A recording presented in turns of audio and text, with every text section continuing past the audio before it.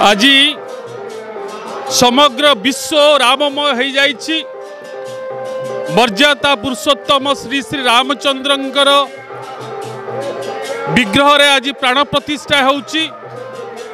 केवल भद्रक नुहे समग्र ओडिशा रे भारत वर्ष रे विदेश रे जुआड़े देखिबे समस्तंक मुहरु खाली निश्रुत होउछि जय श्री राम जय श्री राम जय श्री राम लागुछि। जेमिति मर्यादा पुरुषोत्तम श्री श्री रामचंद्र आज समग्र विश्ववासी को आह्वान दौरान राम राज्य गठन पाई।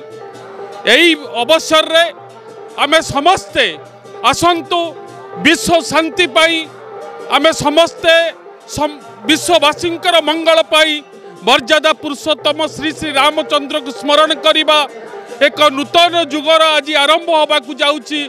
मर्यादा पुरुषोत्तम श्री रामचंद्र आज समग्र विश्व रे आज समग्र विश्ववासी हृदय रे आज पहुंची। आज राममय हो जाइछि समग्र विश्व। मु समस्त राम भक्त विश्ववासी को यही अवसर रे शुभेच्छा एवं अभिवंदन करुछि। स्वाधीन सुंदर दास संपादक श्रीराम महायज्ञ समिति भद्रक आज समस्त एक आनंदर दिन एक स्मरणीय दिन। दीर्घ 508 वर्ष पर प्रभु श्रीरामचंद्र अयोध्यार टेंट रु भव्य मंदिर आज विराजमान होगापाई जाउछंती।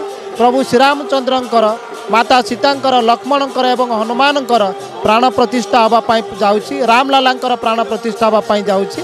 ये भारत पाई जति गर्वर कथा समग्र विश्व पाई मध्य आनंद उल्लासर कथा। कारण प्रत्येक विश्व रे प्रभु श्रीरामचंद्रंकर सेवक अछंती एवं भक्त अछंती। प्रभु श्रीरामचंद्र हेउछंती आम संस्कृति परंपरा ऐतिह्य अस्मितार प्रतीक। तांको आदर्श होउछि आमर परंपरा। तांकर मार्गदर्शन ही आम समाजर एक मेरुदंड। आज भद्रक श्रीराम महायज्ञ समिति पक्षर अनेक कार्यक्रम हाथ को निया जाइछि। संकीर्तन होउछि श्रीराम यज्ञ चली हनुमान चालीसा पाठ होउछि एवं संध्या समय 508 दीपदान कार्यक्रम करा जिवो। भद्रकवासी यह एक स्मरणीय करने आज ये गांधी पड़िया पहुँचुंट। प्रभु श्रीरामचंद्र उद्देश्य जो यज्ञ होउछि से यज्ञ निजको समर्पित करुछंती। कारण ये ऐतिहासिक मुहूर्त में कहीं गोटे हाथ चढ़ा करने चाहूना मुहूर्त को